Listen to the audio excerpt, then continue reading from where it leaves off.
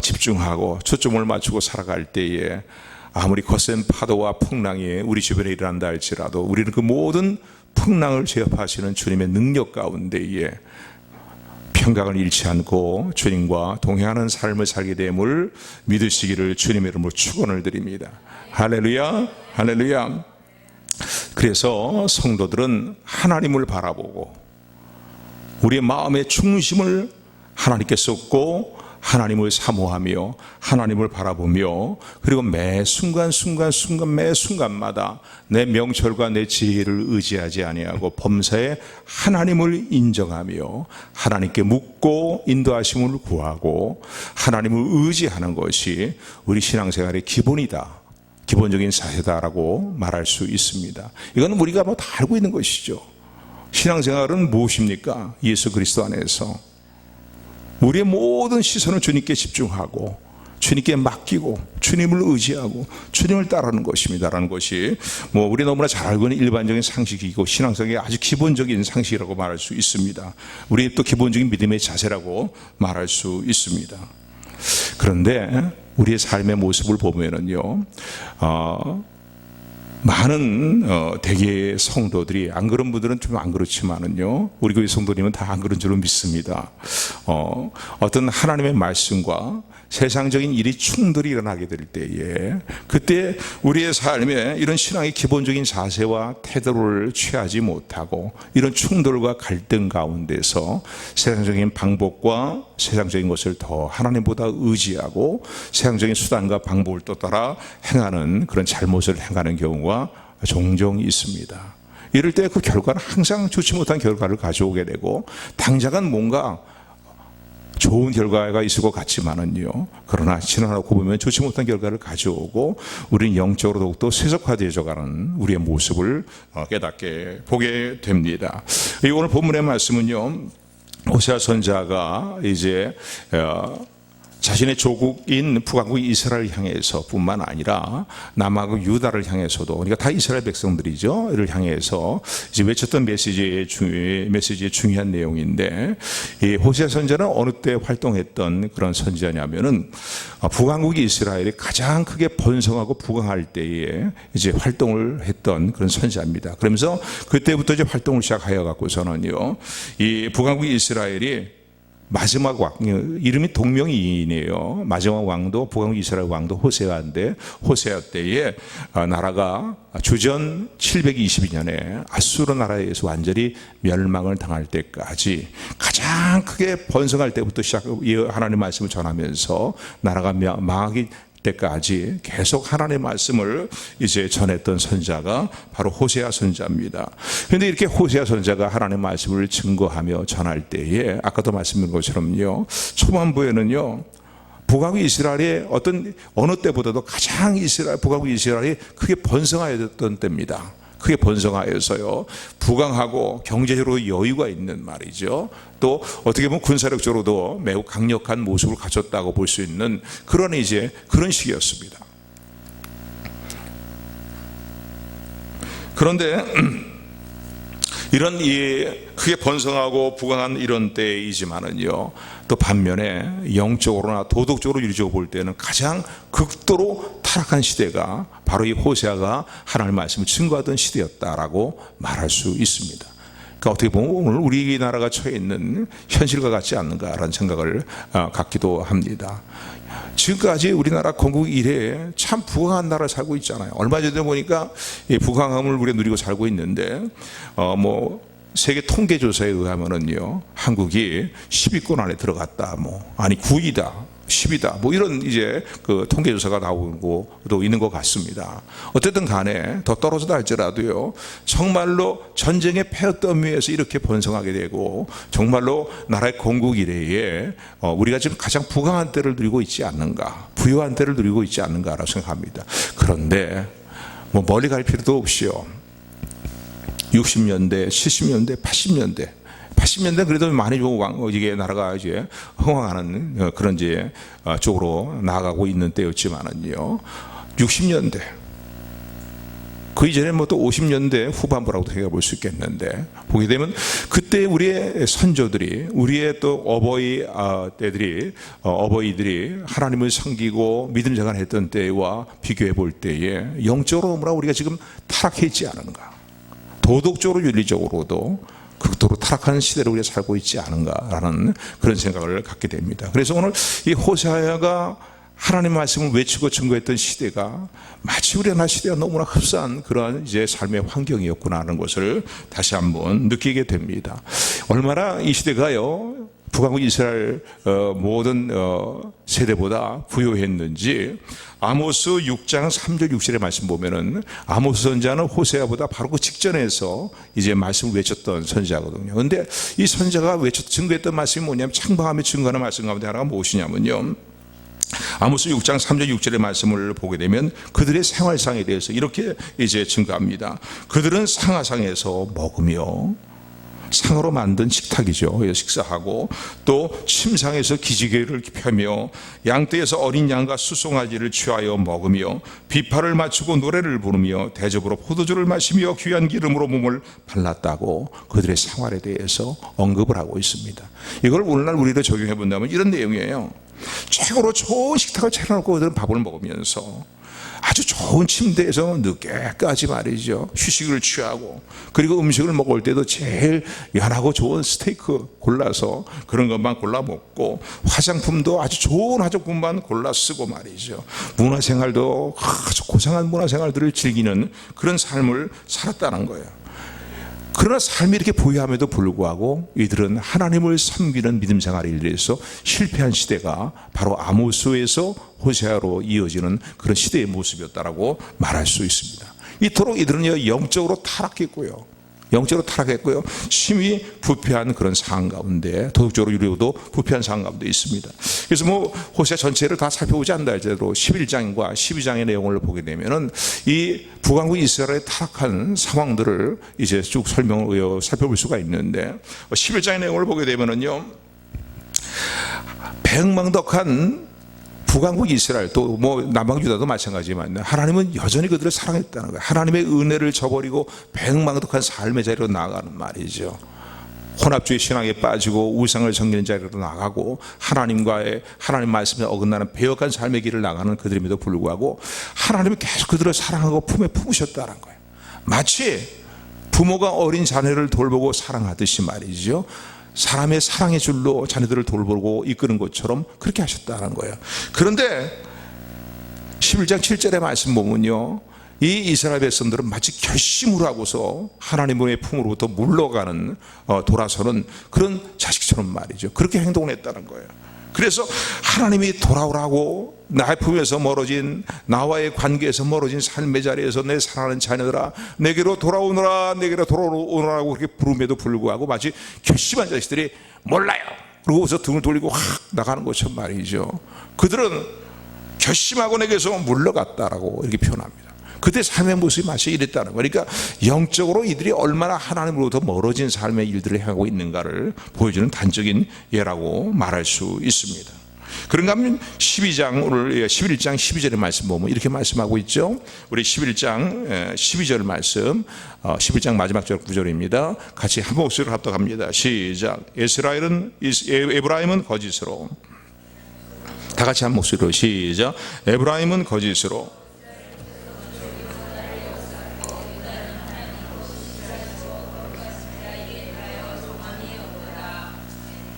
아멘. 여기 보니까요, 에브라임은 북왕국 이스라엘을 상징하는 표현입니다.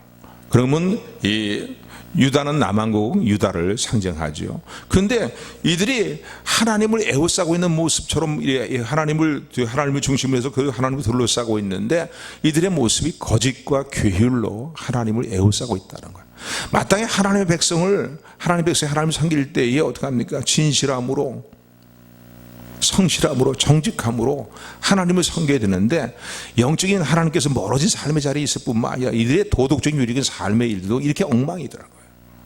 쉽게 얘기한다면 하나님을 섬긴다고 하나님 중심으로 모였다고 하는데 그들은 삶을 거짓되고 온갖 규율 가운데 빠져있는 그런 삶의 모습이라는 거죠. 오늘날로 얘기한다면요, 하나님을 믿고 하나님을 섬긴다고 하면서 교회 생활을 하면서도 그들의 삶의 실상에 내면 거짓과 괴일과 속임수와 이런 것으로 이제 하나님 백성 낳지 못한 하나님 백성의 정체성을 완전히 상실해버린 그런 삶을 이뤄가는 살아가고 있는 시대라고 하나님은 한탄하고 계십니다. 나의 백성이 마땅히 너희는 세상의 빛이다, 너희는 세상의 소금이다 말씀하신 주의 말씀을 따라서 세상의 빛과 소금의 역할을 감당하고 그리스도의 향기로서의 향기를 바라는 삶을 살아야 됨에도 불구하고 저들이 명분만, 종교적인 생활만, 쉽게 얘기한다면 교회 생활도 종교적인 생활에 불과한 거예요.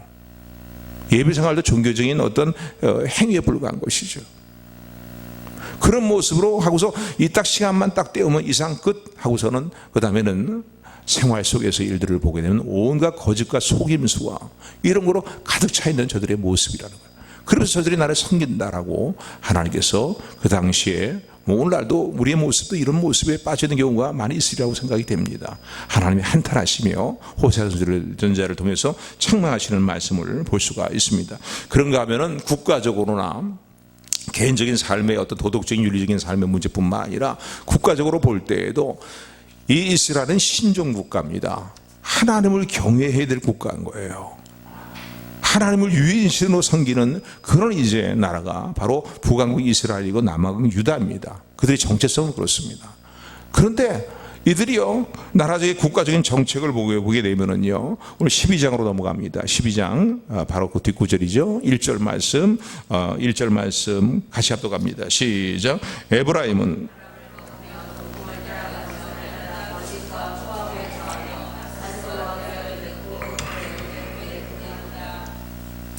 국가적인 정책을 볼 때에도 어떤 공동적인 어떤 정책이나 도움하는 이들을 보게 될 때에 너무너무 하나님 마음에 실망을 주고 아픔을 주는 말이죠. 그런 일들을 행하고 있다고 하나님 말씀하고 계십니다. 그래서 여기 보게 되면요, 에브라임은 북왕국이라고 상징한다고 말씀했어요. 에브라임은 바람을 먹으며 그랬어요. 동풍을 따라가며 라고 이렇게 되어 있어요. 여러분, 바람을 먹는다는 게 뭐겠어요? 바람은 한번 먹어봐야 실속이 없어요. 한번 먹어봐야 배가 채워집니까? 채워지지 않는 거예요. 무익하고 공허한 거, 헛된 것만을 추구한다는 거죠. 저들이 도모하는 모든 도모가 국가적인 정책이라든가 믿음의 공동체라고 얘기하는 공동체가 도모하는 일들이 하나님 보실 때 헛되고 무익하고 저들에게 유익이 되지 않는 것들을 그렇게 추구하고 따라간다는 거예요. 뿐만 아니라 날마다 거짓과 포악을 더하며 그랬어요. 날마다 거짓과 포악을 더한다라고 그렇게 얘기합니다. 그러니까 저들의 삶이 도덕적 유익으로 말이죠, 온갖 속임수와 괴율과 이런 걸 가득 차 있을 뿐만 아니라 포악하다는 건 뭐냐면요, 그 당시에 이 아모스 시대를 봐도 그렇고 이 호세아 시대에 가면서 이어져가는 데서를 보게 되면은 시대적인 상황이요, 사람들이 강한 자 앞에서는 비굴하고 연약한 자 앞에서는 그들의 힘을 압제하는 갑질, 오늘날로 얘기한다면 갑질하면서 그들의 것을 탈취하는 그런 이제 시대라는 거죠. 오늘도 예수를 믿는다고 하면서요, 자기의 어떤 세력을 가지고서 갑질하면서 연약한 것들을 탈취하는 기독교인들이 얼마나 많습니까? 그렇지 않아요. 한마디로 얘기한다면 하나님 보시되 이건 내 백성의 모습이 아니라는 거예요. 명문과 종교적인 생활의 모습을 볼 때 내 백성 같이 보일런지 모르겠지만은 저들은 내 백성이라고 얘기할 수 없는 사람들이라는 거예요. 그 삶의 행위들을 보게 될 때 말이죠. 그런데 그것만 끝나는 게 아닙니다. 근데 결국 이런 것들은 다 헛된 것이고 그리고 공허한 것이 무익한 것이라는 거예요. 동북을 따라간다는 건 뭐예요? 동북을 따라잡겠다고 막 다른 박자는 것 같다는 거죠. 동북은 이 뜨거운 이 지역에서 일어나는 아라비아 광야에서 일어나는 뜨거운 아주 그냥 돌풍입니다. 광풍입니다. 막 이 바람이 확 불면은 말이죠, 막 식물이 다 말라버리고 모든 생명체가 다 죽어버리는 말이에요. 그런 상황 가운데서 광풍이에요. 막 집들이 막 무너지는 그런 광풍인데 이걸 따라잡을 수 있겠습니까? 따라잡을 수 없는 것들을 따라잡겠다고 말이죠. 그렇게 쫓아가는 그런 모습. 그러니까 저들의 행위와 도모하는 일들과 모든 교회의 모습을 보면은 국가적으로나 믿음의 공동체 어떤 모습을 보거나 뭐 개인적으로도 마찬가지겠죠. 무익하고 공허한 것들을, 헛된 것들을 저들은 이렇게 추구한다는 거예요. 정말로 하나님의 백성으로서 마땅히 추구해야 될 것을 추구하고 도모하는 것이 아니라 저들의 모습은 그렇다는 거예요. 심지어는 국가적인 정책을 볼 때에도요, 그래서 하나님 때로는 그 국가적으로도 어려운 일들을 주고 힘든 일들을 주고 때로는 국가적으로도 위기상을 만나게 하시는 일들을 이제 주기도 하시는데, 그렇게 하기도 하시는데, 그 이유는 뭡니까? 그들을 돌이키고 하나님 앞에 나와서 전심으로 하나님을 의지하도록 하도록 하시기 위해서 하나님 때로는 어려운 일들을 주시는데, 이들의 모습을 보면은요, 국가적인 그들의 죄악과 허물을 깨닫게 하시고 돌이키도록 하시기 위해서 이렇게 어려운 환난과 시련과 이방 나라의 침략과 강대국의 침략들이 그들에게 침략이게 될 때에 하나님께 마땅히 전부여 의지옵소서 이러고 나와야 되는데, 그러지 않고 말이죠, 인간적인 수단과 방법과 힘 있는 열방의 나라들을, 열방들을, 아수르라든가 하나님을 모르는 아수르라든가 애굽이라든가 이런 그 당시에 강대국이죠. 위쪽과 아래쪽에 있는 강대국이라고 볼 수 있는데, 이런 나라들을 의지하고 하나님을 찾지 않았다는 거예요. 묻습니다. 여러분, 어려운 일들을 당할 때에, 위기상황과 어떤 싫은 일들을 만날 때 여러분들은 무엇을 의지하십니까? 무엇을 의지하십니까? 신앙생활의 가장 기본적인 자세는 하나님을 바라고 하나님을 의지하는 것이라고 성경은 얘기하고 있잖아요. 우리가 너무나 잘 알고 얘기고 아이고 자꾸 얘기하면 잔소리라고 생각할 정도의 그런 기본적인 내용들인데, 신앙자세, 신앙의 자세인데, 오늘 저 여러분들은 어려운 일을 당할 때 무엇을 의지합니까? 하나님이 한탄하시는 거예요. 저들이 마땅히 나를 의지하고 나 앞에 내 국리의 여김과 그들을 돌아보시려는 하나님의 구원의 은혜를 사모하며 간구하며 내 앞에 가까이 더욱더 나와야 되는데, 어려운 일을 당할수록 더욱더 내 앞에 가까이 나와야 되는데, 저들은 나에게서 멀리 가고 마치 결심을 한 것 자체처럼 말이죠, 더 멀리 가면서 허황된 것들을, 수단과 인간적인 수단과 방법들을 마치 동풍을 따라잡겠다고 따라가는 것 같은 그런 모습과 말이죠, 이 힘 있는 이방 나라들과 눈에 보이는 사람들과 말이죠, 눈에 보는 세상 나라를 더 의지하는 자리로 나갔다는. 그래서 어떻게 해요? 아수르와 계약을 맺고, 아주 열등한 계약이죠. 노예 계약이라고 볼 수 있겠습니다. 계약을 맺고 또 기름을 애굽의 조공으로 바치면서 저들의 환심을 살려고 하는 그런 짓들을 하고 있다는 거예요. 그래서 하나님이 이들의 죄악에 대해서 하나님은 아주 한탄을 하십니다. 바로 호세아가 바로 하나님 말씀을 전할 때의 시대의 모습은 바로 이런 모습이었다는 거예요. 우리가 매일매일 살아가면서요, 하나님과의 관계를 점검해 살펴드릴 이유가 어디 있습니까? 모든 문제 해결점은 하나님과의 바른 관계에 있을 때에 거기에 문제 해결점이 있는 것입니다. 아멘. 하나님 백성은요, 허황되는 다른 어떤 수단과 방법과 사람을 의지하고 세상 것들을 의지하는 그런 걸 통해서 문제를 풀어나가려면 항상 어떻게 합니까? 낭패당하는 거예요. 영적으로도 어두워질 수밖에 없고 메마라질 수밖에 없는 것입니다.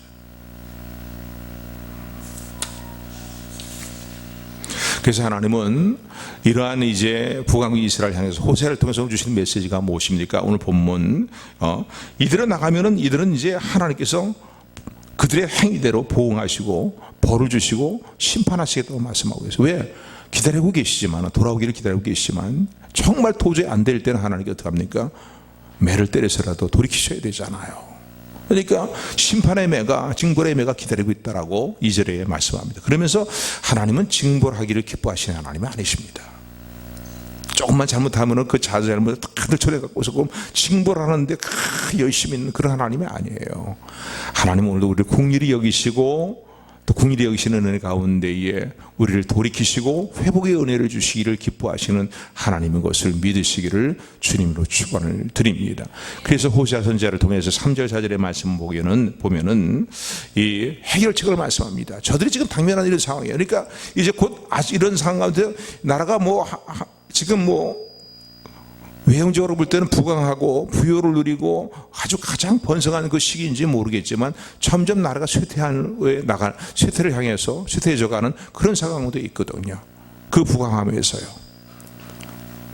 왜냐하면 주변에 아주 강대국인 아수르가 부강하기 시작합니다. 결국은 나라가 이제 결론적인 말씀 먼저 드리면은 하나님 말씀은 끝까지 하나님께서 여러 선지자를 통해 하신 말씀 듣지 않아서 북왕국 이스라엘이 주전 222년에 남왕국 유다보다 먼저 멸망을 당하고 점령을 당합니다. 이러기 직전에 지금 하나 하시는 말씀인 거예요. 하나님은 하나님의 나라가 멸망당하기를 원치 않으셔요. 아멘. 하나님의 백성들이 시련과 환난과 고통스러운 일들을 겪고서 정신 차리고 하나님께 돌아오기보다는 평안할 때에 돌이키고 깨닫고 그리고 하나님과 관계를 바르게 하며 하나님이 주시는 은혜와 평강을 누리기를 원하신다는 사실을 기억하시기를 주님으로 축원을 드립니다. 그래서 보응하시겠다, 행한다로 보응한다로 보응하시는 것만 말씀하는 게 아니죠. 징벌하겠다고만 말씀하시는 것이 아니라 이대로 나가면 너희들 징벌을 받는다는 거예요. 그러면서 하시는 말씀은 뭡니까? 저들이 당면한 곧 아수르 나라에서 멸망을 당할 상황에 점점 가까이 가는 그런 상황이 되는 그런 상황에서, 그런 위기 상황에서 하나님께서 이러한 모든 문제에 대한 위기를 어떻게 풀어나가야 될 것인가. 한번 따라하세요. 위기를, 당면한 위기를 어떻게 풀어나가야 할까. 그 해결책을 호세아를 통해서 말씀을 하고 계십니다. 그것이 오늘 3절 4절 말씀이에요.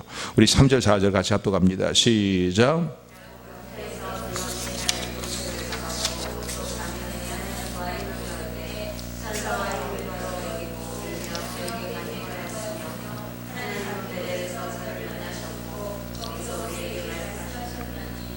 아멘.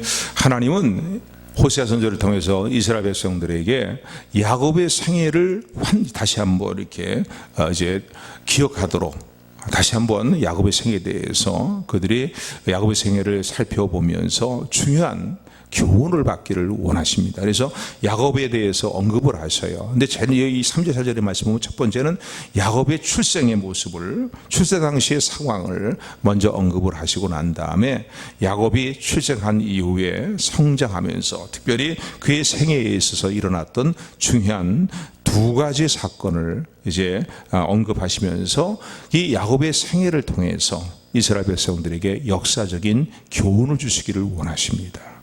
그 교훈을 통해서 그들이 당면한 위기 상황들을 어떻게 풀어나가야 될 것인가, 또 위기 상황들을 어떻게 반전시켜 나가는 해결점이 무엇인가를 깨닫도록 이제 말씀하시는 것이 오늘 3절 4절의 말씀입니다. 그래서 여기 오늘 본문의 말씀 보면요, 3절에 보면은요, 야곱의 출생 당시의 상황을 언급을 하고 계시죠. 야곱의 이 출생 당시 상황을 언급하시는 얘기는 뭡니까? 야곱이 태어날 때부터 어떤 사람이었는가라는 것을 그 사람의 성품에 대해서 이제 언급하는 것이 내용이라 볼 수 있습니다. 그래서 오늘 3절의 말씀은 이렇게 얘기합니다. 3절 다 같이 합독합니다. 시작. 야곱은 태에서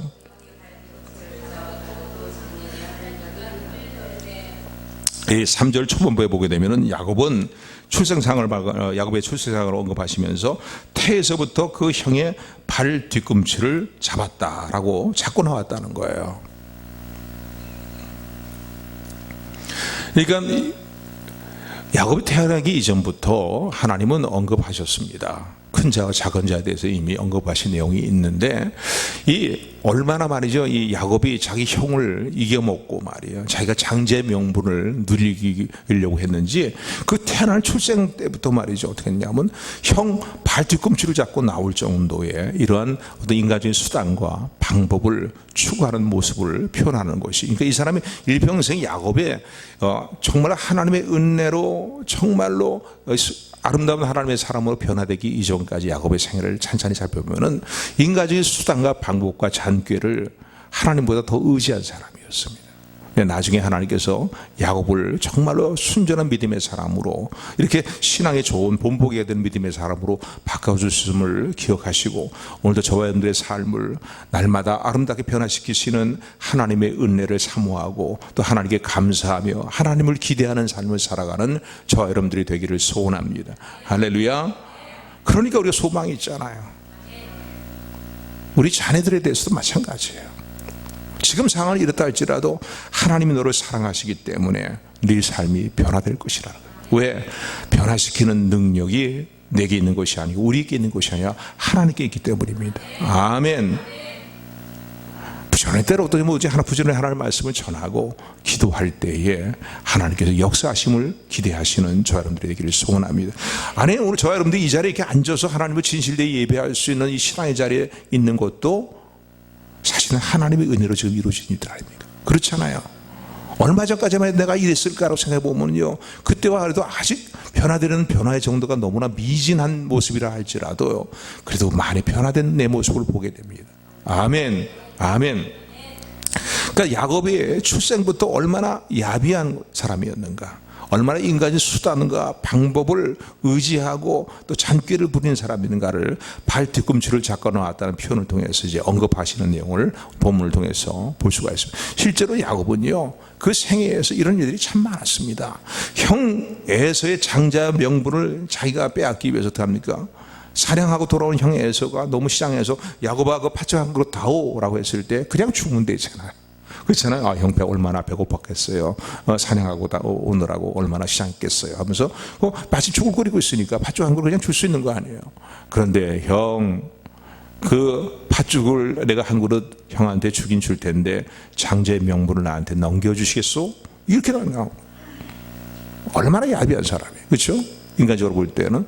또 그런가 하면 아버지가 이제 노년에 축복을 하려고 할 때에 아버지의 그 축복을, 형에게 돌아갈 축복의 기도를 자기가 받기 위해서 어떻게 하며 눈이 좀 시력이 많이 흐려진 아버지를 속이고 말이죠.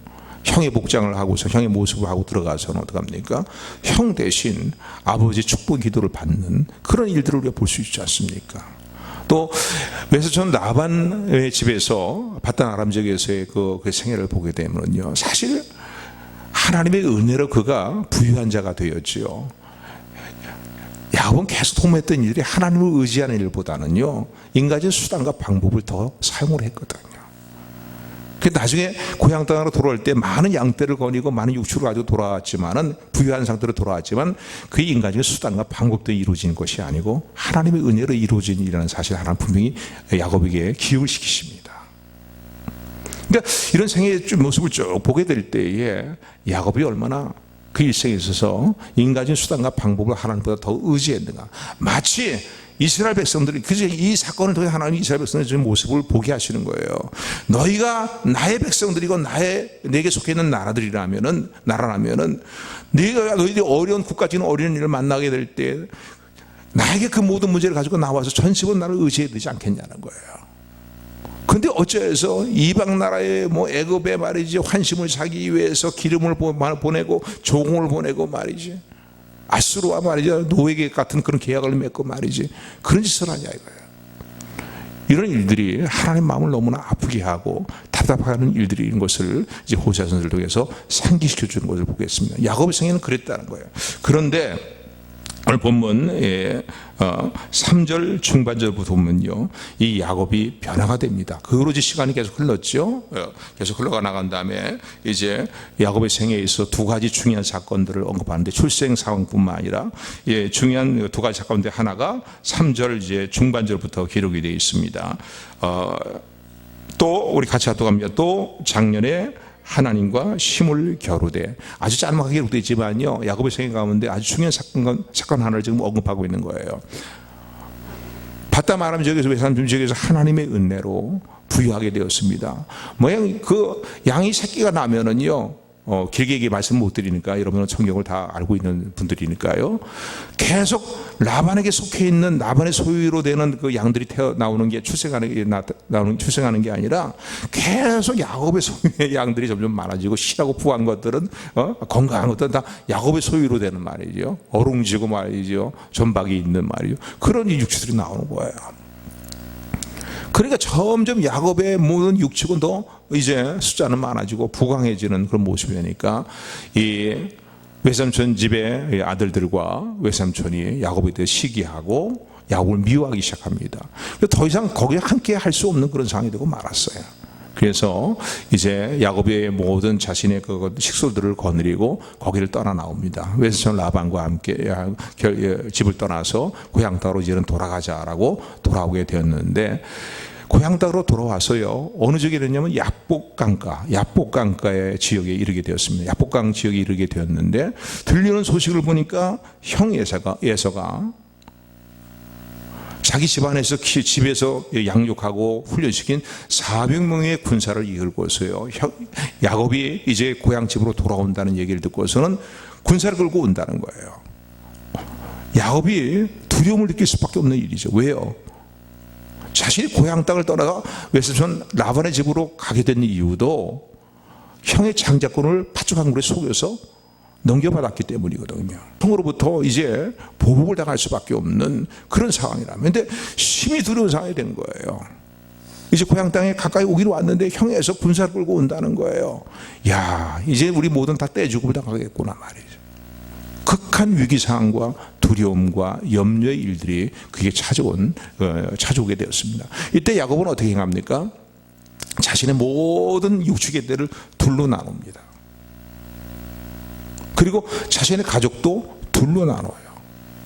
그래서 한 때를 먼저 약복강을 건너서 보내게 하고, 그리고 좀 어느 정도 시간을 두고 다른 또 한 무리를 보냅니다. 왜 그럴까요? 형이 제일 먼저 만나는 무리에 대해서, 식솔들과 육축에 대해서 어떻게 대하는가에 대한 것을 보고, 또 다음에 두 번째 그 무리에 대해서도 어떻게 대하는가를 보기 위해서 이제 두 무리로 나누어서 먼저 선발대, 또 후발대라고 볼 수 있겠죠. 이렇게 이제 강을 건너서 보내게 합니다. 얼마나 심히 두려웠으면 그랬겠습니까? 정말 형 에서에 대해서 죽을 죄를 졌거든요. 그런 상황이니까. 그래서 뭔가 형에게 먼저 보내는 뇌물을 보내면서, 선심의 뇌물들을 보내면서 형 마음을 누그러뜨리고 난 다음에 형을 만나볼 심산으로, 그래서 가족들을 다 건너보냅니다. 그리고 자기는 홀로 야복강가에 남아있는 거예요. 그리고 돌아오는 상황들을 보고 있었겠죠. 어떤 이유 때인지 모르겠지만 아마 예상하고 추측해 보는데, 형이 먼저 보낸 가족의 무식솔들을 어떻게 대하는가에 대한 여부를 보고서 자신의 어떤 이제 나가야 될 방향도 취하려고 다들 가족들을 다 건너보내게 하고, 양칸 강을 건너가게 하고, 자신은 이제 야복강가에 머무르 있었던 것 같습니다. 그때 이루어진 일이에요. 야곱이 그때 머물러 있는데 여호와의 사자, 그러니까 하나님 보내신 천사라고 말할 수 있겠죠. 천사, 오늘 3절에 여기 보면 작년에 하나님과 힘을 겨루되라는 건 하나님 보내신 천사입니다. 이게 천사와 더불어서 여호와의 사자라고도 표현하기도 하는데, 밤새 씨름을 해요. 밤새 씨름을 합니다. 그런데 그 씨름이 야곱이 이길 수 있는 씨름이 아니잖아요. 대상이 누굽니까? 여호와의 사자입니다. 그 씨름에서 이길 수 있는 씨름은 아니에요. 근데 밤새 버티고 씨름을 합니다. 근데 그러면서요, 그러니까 계속 완강하게 야곱이 버티니까 어떻게 환도뼈를 탁 쳐버려요. 여호와의 사자가요. 그 환도뼈 여기 치게 되면 어떻게 됩니까? 사람이 기운을 못 쓰는 거예요. 제대로 일어설 수도 없고 다리를 절 수밖에 없는 그런 상황이 됐는데, 도저히 이제 거센 씨름을 이길 수 있는 씨름이 아니잖아요. 두 다리가 멀쩡해도 이길 수 없는 씨름인데 말이죠. 계속 버티며 씨름을 하는 거예요. 그러나 놓지 않는 거예요. 오늘날 얘기하면 물고 늘어지는 것이라 볼 수 있겠죠. 그러면서 간과하는 게 뭐냐면, 날이 밤새 씨름하다 보니까 이제 동이 터올 때가 됐어요. 그러니까 여호와의 사자가 이제는 내가 가야 된다. 그러니 더 이상 너랑 씨름하지 않겠다. 나를 가도록 놓아라. 라고 얘기를 합니다. 그래도 야곱이 놓지 않는 거예요. 나는 가야 된다니까 놓아라. 안 됩니다. 당신이 나를 축복해 주지 않는다면은, 나 이제 곧 형 에서를 만나야 되는데 극한 두려움과 염려 가운데 있다는 거예요. 내 가족들을 먼저 건너보냈다는 거예요. 당신이 나를 도와주지 않는다면은, 내 삶의 문제를 돌아보지 않으신다면은 난 놓지 않겠습니다. 그때의 모습을 오늘 3절 후반절에 이렇게 얘기합니다. 울며 하나님께 간구하였다는 거예요. 여호와의 사자에게, 하나님 보내신 사자죠. 하나님께 간구한 거죠. 보니까 여기 부분에 보면 작년에 하나님께 힘을 겨루되, 천사, 하나님 보내신 천사로 표현되어 있어요. 천사가 힘을 겨루어 이기었고, 결국은 이기었다는 건 뭐예요? 하나님이 져주신 거예요. 하나님 져주신 겁니다. 야곱이 이긴 게 아니라 어떤 모습을 보고 져주셨습니까? 하나님께서요.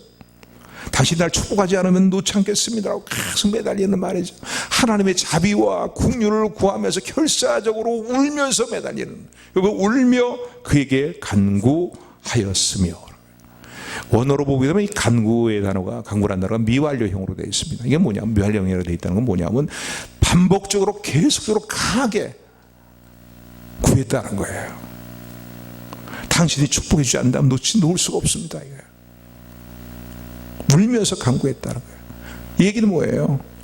하나님의 긍휼과 자비하심을 그래서 자신의 삶을 돌아봐 주실 것을 간절하게 말이죠. 하나님의 자비와 공유를 구했다는 겁니다. 지금 하나님은요, 이스라엘 백성들이 당면한 문제에 대해서 지금 처해 있는 위기 상황들이잖아요. 북왕 이스라엘 처해 있는 위기 상황에 대해서 그 문제 해결점에 대해서 지금 말씀하고 계시는 거예요. 어떻게 문제를 풀어나가야 될 것인가. 너희들이 당면한 위기 상황들, 이제 곧 아수르에서 멸망을 당할 그런 상황으로 점점 국력이 쇠해져 가면서 나가는 이 직전에 있는 이런 상황, 문제를 어떻게 풀어나가야 될 것인가를 그 해결책을 말씀하시는 거예요. 야곱의 생애 중에 중요한 한 사건을 통해서 말씀하고 계시는 것입니다. 야곱은 이렇게 행했다는 거야. 너희가 믿음의 열조라고 자랑하고 있는 야곱은 이렇게 행했다는 거예요. 그 야복강가에서 당신이 나를 축복해 주시고 나에게 자비와 긍휼을 베풀어 주지 않고 않으시면 놓지 않겠습니다. 나의 삶을 돌아보지 않으면 놓지 않겠습니다. 울면서 하나님 앞에 간절하게 간구했다는 거예요. 반복형이라고 말씀드렸어요. 계속 반복하는.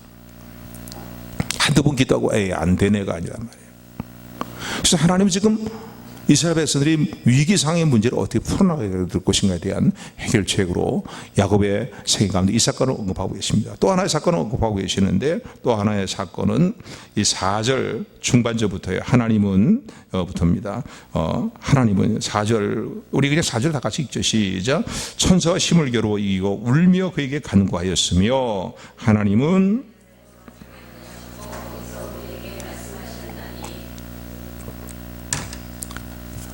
야곱의 생에서 또 하나 중요한 사건을 하나님이 언급하고 계시는데요. 세겜 지역에 머물러 있을 때 일어난 사건에 대해서 하나님 언급하십니다. 결국은 하나님께서 야복강가에서 야곱의 기도를 들어주시고 어떻게 합니까? 형 에서의 마음을 녹여주셔요. 그토록 그 에서에 대해 에서가 야곱에 대해서 보복의 날을 기다리면서 그 칼을 갈아 왔었는데 말이죠. 막상 동생의 얼굴을 보는 순간, 동생의 모습을 보는 순간 그 마음이 다 눈녹듯이 녹아내리게 하시고, 그리고 동생을 받아들이고 서로 포옹하게 되는 그런 일들이 일어나도록 그 문제를 풀어주십니다.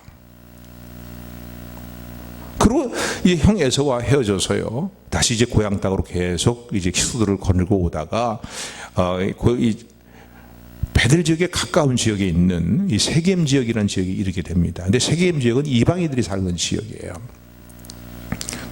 오늘날로 얘기한다면 문화가 상당히 발전되어 있는 그런 이제 또 성읍이라 볼 수 있습니다. 그 성에 이제 머무르게 되었어요. 머무르게 되었는데 잠시 어떤 여정의 어떤 여독을 푸는 그런 이제 시간들을 갖는 것은 괜찮겠죠. 아니면 뭐 다른 이유가 있는지는 정확히 얘기하고 있지는 않을 거예요. 그런데 머무르지 말아야 될 성읍에 계속 10년 이상 머물러 있는 거예요. 오늘 여러분들의 삶의 자리가요, 머물러 있어야 될 자리에 머물러 있는 지혜롭고 복 있는 삶이 되기를 소원합니다. 하나님이 원치 않는 삶의 자리예요. 하나님 보시기에 복되지 못한 삶의 자리에 계속 머물러 있으면 안 되는, 이게 영적인 어떤 우리 삶의 현주소든 간에 삶의 어떤 상황적인 어떤 우리 삶의 위치든 간에 말이죠, 하나님 원하시는 삶의 자리가 있는 거예요. 지금 코로나 바이러스가 계속 아직도 다시 또 재발이 된 어떤 조짐이 또 보이기도 하는데 말이죠, 우리가 영적으로 어떤 삶의 자리에 머무르기를 주님이 원하신가를 생각해 볼 수 있는 저 여러분들에게를 소원합니다. 할렐루야. 잠시 상황에 책임지게 머물 수는 있어요. 그죠? 그런데 그 지역에 계속 머물러 있으니 그 집안에 환난이 왔어요. 시련이 왔어요. 어떤 시련이 왔습니까?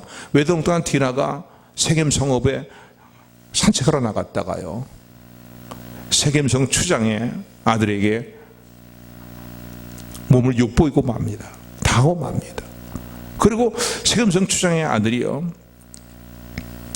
디나에 대해서 마음이 완전히 이제 마음을 쏟아붓게 되었고, 그래서 아내를 달라고 자기 부인을 찾겠다고 요청을 하게 되는데, 그 요청에 대해서요, 디나의 오빠들은 이렇게 조치를 취합니다. 복수하기 위해서, 자기 동생을 욕보인 세겜성 모든 사람들에게 복수하기 위해서 어떻게 이제 제안을 하냐면요, 너희들은 할례 받지 않은 이방인들이니까 너희들에게 우리 동생을 줄 수 없다. 그러니까 너희 모든 남종네들이 다 할례를 받게 되면은, 그러면은 우리 동생을 이제 너에게 그 추장의 아들에게 부인으로 주겠다라고 제의를 하게 됩니다. 그래갖고서 그걸 그대로 다 믿고 세겜성에 있는 모든 성읍 사람 남종네들이 다 할례를 받잖아요. 그런데 오늘날처럼 뭐 수술이 발달되는 시대도 아니고 말이죠. 할례를 받으면은 거의 며칠 또 상처가 아무 때까지는 활동을 제대로 할 수 없는 그런 상황 가운데 처하게 되게 됐을 때에 그때 칼 차고 들어가서요. 디나의 오빠들이 거기에 세겜성 남자들을 다 죽이고 맙니다. 이런 사건이 일어나게 돼요. 그런데 이런 사건이 일어나고 물건을 탈취하고 돌아왔는데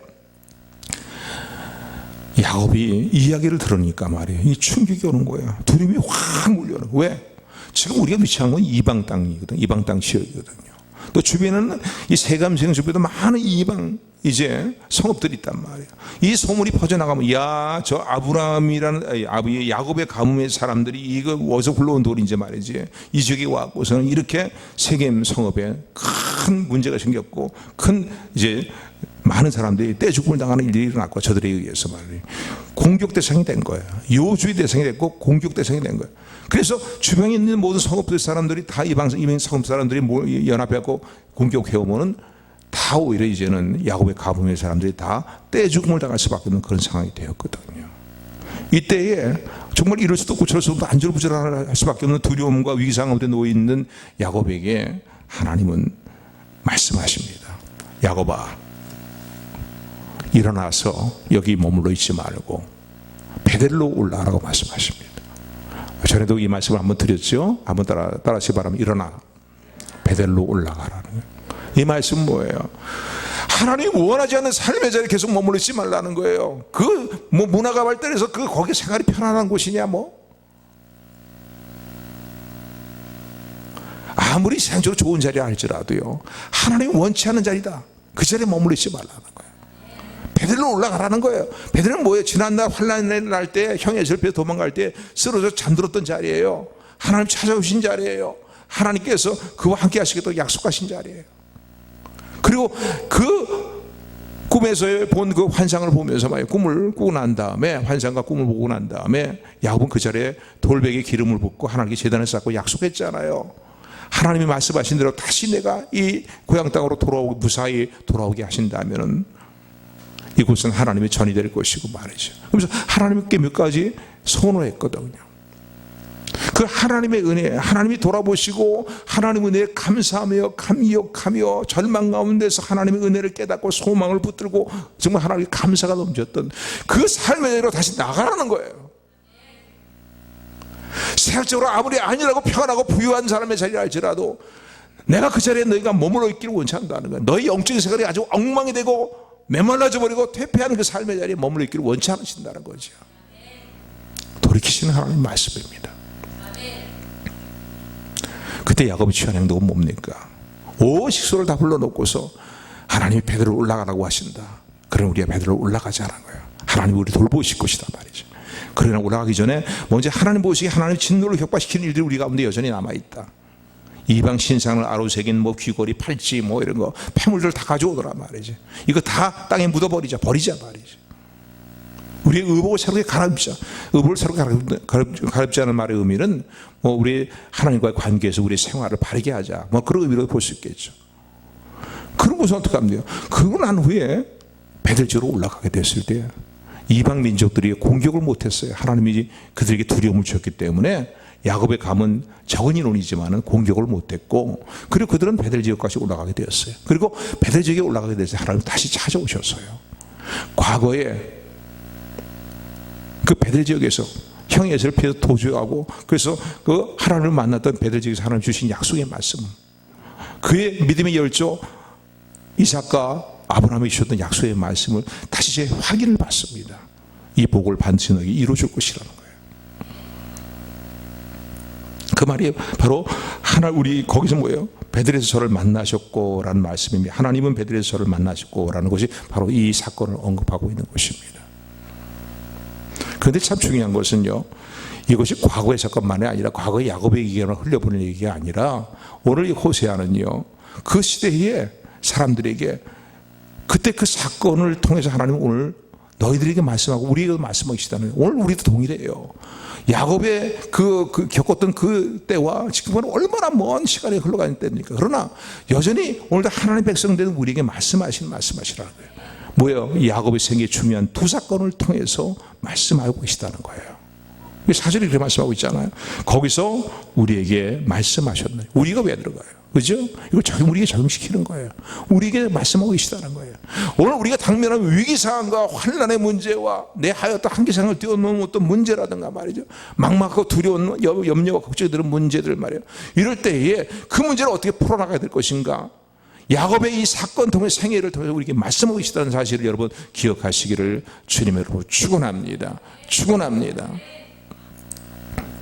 인생을 살아가면서 아니 우리 국가적으로 볼 때도 얼마나 위기상황입니까? 그렇잖아요? 위기상황의 이 문제를 어떻게 풀어나가야 되겠습니까?